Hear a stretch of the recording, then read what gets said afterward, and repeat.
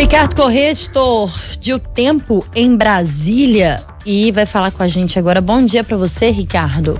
Bom dia, Thalita. Bom dia, Guilherme. Bom dia a todos os ouvintes. Olha só, o Ricardo tá de visual novo. Um pouquinho, né? Mais ou menos. Muda o visual de Ricardo Corrêa, mas não muda o visual de fundo por aí. Até hoje essa obra não foi concluída, não tem condições. O nosso diário de obra tá mais interessante do que tudo que acontece em Brasília, viu, Ricardo? Olha, eu vou te falar que agora a minha nova previsão é até o final do ano, viu? Eu parei com essas previsões curtas porque eu achei que ia em 5 dias, depois achei que ia até o final do mês. Agora eu vou apostar que até o final do ano para ver se, pelo menos dessa vez, eu acerto, né? Você estava apostando, dando 15 dias aí de prazo desde o ano passado, né? Tá difícil. Tá difícil. Apesar de já estar na reta final, mas está na reta final há muito tempo já, né? Ô Ricardo, por falar em reta final, o que a gente achava que seria uma reta final talvez mais calma para se discutir o PL das fake news no plenário da Câmara dos Deputados, se tornou nesse fim de semana, em especial ontem, numa batalha envolvendo o governo federal e as big techs que colocaram o time em campo para se mostrarem contrários à proposta, né? E uma batalha selvagem, né? Quem está acompanhando as discussões nas redes sociais vê que as pessoas estão falando com muita paixão sobre o assunto e está virando realmente uma grande guerra, né? O que está em jogo é a discussão do PL das fake news, que é um projeto de lei que regulamenta algumas atividades nas redes sociais, colocando para as plataformas também a responsabilidade de retirar conteúdos, de mostrar que seus algoritmos não permitem discurso de ódio, ataques a escolas, por exemplo, né? Golpes, etc e tal. E essa discussão estava sendo feita há 3 anos no Congresso. Primeiro passou pelo Senado, sem maiores problemas. Depois, quando chegou na Câmara, houve uma tentativa de votar em urgência, não conseguiram, isso ainda no governo Bolsonaro. Agora, no governo Lula, foi aprovada a urgência na terça-feira passada e seria votado, ou será, pode ser que seja votado hoje lá na Câmara. O que está em jogo? As plataformas não aceitam as regras, não concordam com elas e têm trabalhado, primeiro, muito fortemente nos bastidores, inclusive uma associação que reúne essas grandes empresas de tecnologia internacionais espalharam, eu até falei disso aqui semana passada, a falsa notícia de que versículos bíblicos seriam proibidos, espalhou entre os parlamentares, sobretudo a bancada evangélica, para tentar impedir a votação, e agora publicamente, né? Colocando em suas redes, o Google coloca lá na sua página inicial, filtra conteúdos que são contrários, né? Anúncios contrários ficam escondidos na plataforma, ou seja, ela utiliza o próprio algoritmo para tentar influenciar uma votação, ainda que ela tenha direito, né, de dar sua opinião sobre o fato. E o governo, por outro lado, foi para cima dessas plataformas também, né? Inclusive acionando a Secretaria de Defesa do Consumidor, o Ministério Público também questionando essas plataformas, tudo dentro desse contexto de uma votação que pode ou não acontecer hoje, porque depois de tanta coisa, os líderes vão se reunir meio-dia para decidir se há votos para votar, né? A Câmara tem essa mania, né? Só vota quando já tem os votos definidos, ou seja, já se sabe antes da votação qual o placar que vai dar, né? Agora, Ricardo, numa opinião mais analítica, assim, o governo tem força para brigar, por exemplo, com essas plataformas? Olha, se fosse só o governo, acho que não, mas tem o Arthur Lira, né, que é muito forte na Câmara, né, que tem um controle grande de bancadas e que é o principal articulador desse projeto, né? Você tem de um lado, para as pessoas entenderem, de um lado você tem Arthur Lira, governo, ativistas de direitos digitais, sobretudo, né? Defendendo essa ideia, alguns setores do Judiciário, Tribunal Superior Eleitoral, vários setores do Supremo Tribunal Federal, defendendo o projeto de lei. De outro lado, você tem plataformas digitais, parte da bancada evangélica, porque parte agora já é a favor, mas tem parte que ainda é contra, aliados do ex-presidente Jair Bolsonaro, que temem perder voz na internet, de outro lado, né? Ainda tem as empresas jornalísticas que também estão do lado do PL, das fake news, afinal, ela obriga as plataformas a remunerar por conteúdo jornalístico.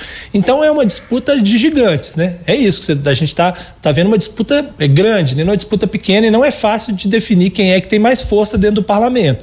Mas certamente a presença forte das plataformas fez com que o debate mudasse um pouco nas redes, e a pressão em torno dos parlamentares que poderiam já, dentro de um acordo, votar favoráveis ao projeto ficou maior. Então, exatamente por isso eles vão ter que contar os votos hoje para ver se tem ou não tem votos para aprovar. O grande problema que me parece também está colocado aí, Ricardo, é tratar uma questão de regulamentação que acontece em quase todos os setores da economia, em maior ou menor grau, e aqui ninguém está fazendo evidentemente nenhuma defesa de censura ou qualquer coisa dessa maneira, mas é que a discussão foi dragada para essa ideia de que regulamentar é censurar e não deixar as coisas como terra de ninguém, como temos visto. Para citar apenas um caso, nominalmente, o caso do Telegram, como alegado pelo governo, que grupos em que há pessoas nazistas ou neonazistas combinando ou se relacionando para cometerem atos criminosos não podem ser acessados e não são dados disponibilizados pelas plataformas. Acho que é muito evidente que alguma regulamentação há de se ter. Talvez não seja a adequada do ponto de vista das big techs, mas necessariamente não dá, repito, para manter as coisas como terra de ninguém, né?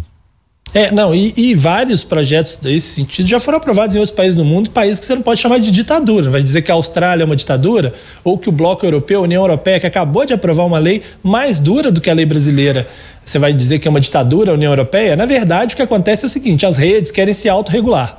O problema é que você vai entregar a autorregulação para uma empresa que acabamos de ver nesse episódio específico, escolhe por conta dela violar os próprios termos de uso para colocar um anúncio político dela, favorável, aliás, contrário ao projeto de lei, enquanto esconde os demais, alegando que eles são conteúdo político e então eles não podem entrar daquele mesmo jeito na plataforma. Você vai deixar por conta dessas grandes empresas, o dono do Twitter mesmo está sempre envolvido em polêmica, são eles próprios que vão decidir o que pode e o que não pode. Me parece que é uma discussão relevante a ser feita. E o projeto é melhor hoje do que estava algumas semanas atrás, embora haja muita pressão em torno dele. E na verdade, né, o Ricardo e Guilherme, o melhor dos mundos seria um trabalho em conjunto, né? A gente tá falando desse caso dos neonazistas, enfim, mas a gente pode usar casos de exemplos bons, como por exemplo aquele caso do TikTok, né? Daquele aplicativo de vídeo, que eu já falei o nome aqui, mas enfim, onde uma menina teria postado o vídeo daquele famoso ataque do dia 20 de abril nas escolas. E foi através da colaboração da plataforma, com uma investigação da Polícia Civil e da Polícia Federal, que eles chegaram até essa adolescente no interior de São Paulo e conseguiram entender que de fato estava ali por trás daquele vídeo. Se houvesse uma colaboração e se tivesse um trabalho em conjunto, talvez a gente não precisaria ficar discutindo aqui, talvez a gente não precisaria abrir o Google, por exemplo, para fazer uma pesquisa, todo mundo acessa diariamente todos os dias, e ver ali mensagens como eram aquelas mensagens que estavam ontem, né? Exatamente. E assim, que tá hoje, inclusive, acabei de conferir. A grande questão é que para as plataformas fazer esse trabalho preventivo, trabalhar nisso, custa dinheiro, né? E elas não querem abrir mão de parte desse dinheiro. Elas preferem continuar, a grande parte delas, na posição de, olha, eu apenas cedo o espaço para que as pessoas transmitam a informação. Quem transmitir informação cometendo crime é que é o culpado e eu não tenho nada a ver com isso.